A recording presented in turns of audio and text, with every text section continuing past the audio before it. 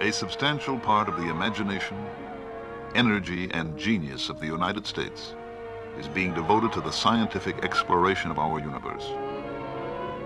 The launching pads and gantries of the Atlantic Missile Range mount many of our experiments into the very nature of creation. Soon, before the Earth turns many hundred times, a man will climb into a capsule at the Atlantic Missile Range and be hurled headlong into space. 4, 3, 2, 1, 0. This is the most important countdown you have ever seen, and the most important space-age picture.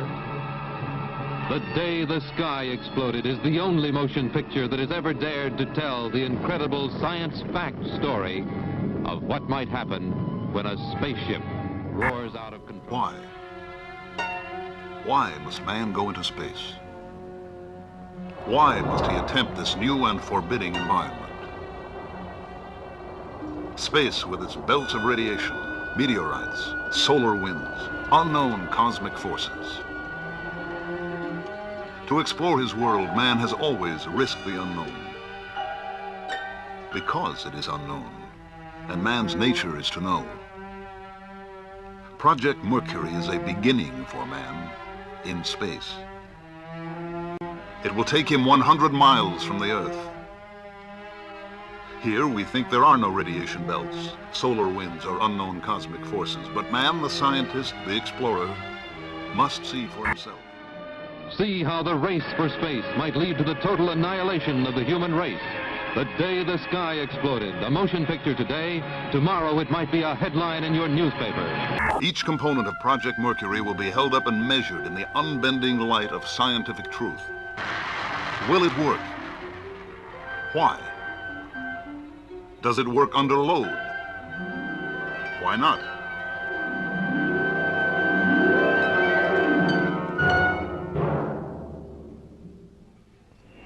The problem of selecting pilots to represent the United States in space was approached from the same uncompromising direction. 32 candidates reported to the Lovelace Clinic in Albuquerque, New Mexico for an exhaustive series of physical examinations.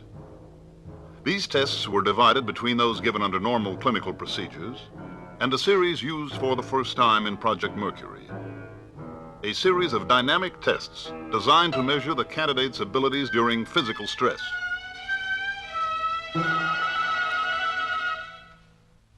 Laboratory studies were made in each physiological area.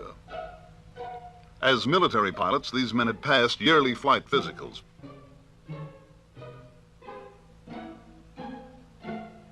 But here at the Lovelace Clinic, each measurable reaction of body chemistry, each physical function was measured, probed, diagnosed. What is the specific gravity of his body? What is his blood volume, water volume? What is his total body radiation count?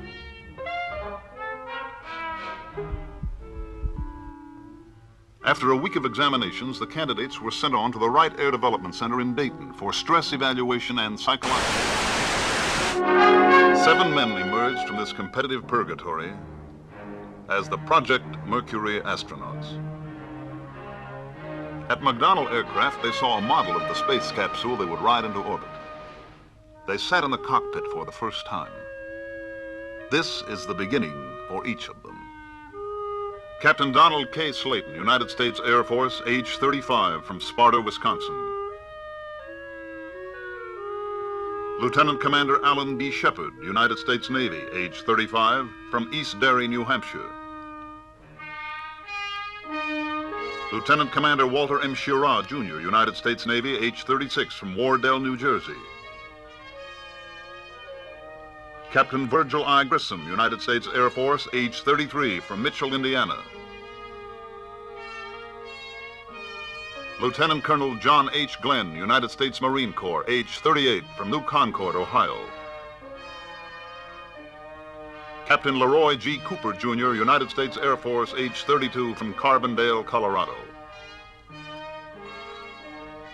Lieutenant Malcolm Scott Carpenter, United States Navy, age 33, from Boulder, Colorado. These These officers were detailed by their services to report to the NASA at Langley Field, Virginia. Here, the National Aeronautics and Space Administration Space Task Group, under the direction of Robert Gilruth, had organized a training program for the astronauts. They were excellent students, and they had a realistic and tough-minded approach to Project Mercury. They had to know all the answers. Here, they discussed the flight tests. In the flight program, they would ride both the Redstone and the Atlas boosters. But a man would not ride either booster until the full test program was a success. The schedule included first instrumented capsules, then capsules with a monkey aboard, and then one of the 7 would go into space.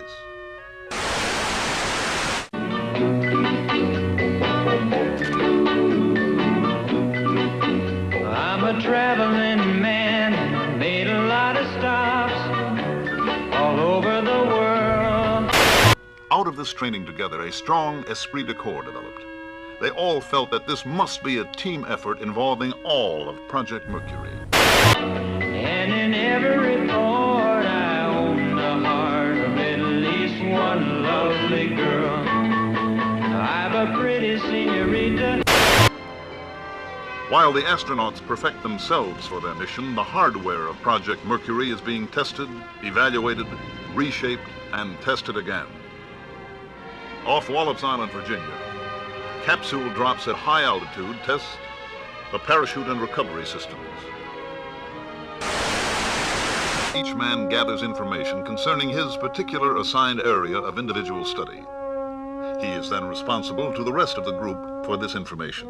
To be able to take this physical beating, these men must be conditioned like athletes. And the astronauts find that the physical discipline of underwater swimming is oddly effective in training toward a space mission.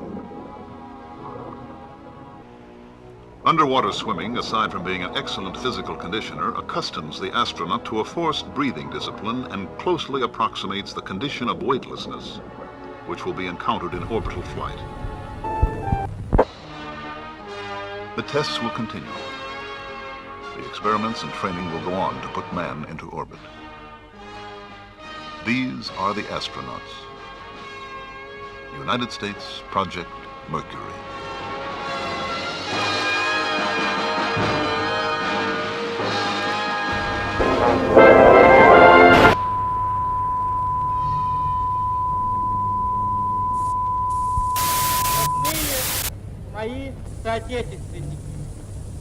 My dear fellow countrymen, dear Nikita Sergeyevich, comrades, leaders of the party and government, permit me, first of all, to convey my sincere thanks to the Central Committee of the Communist Party, the Soviet government, all the Soviet people, and you personally, Nikita Sergeyevich, for having shown such great trust in me, a Soviet airman, in giving me the responsible task of making the first space flight. Yuri Gagarin says in conclusion, "Long live our socialist homeland. Long live our great and mighty Soviet people."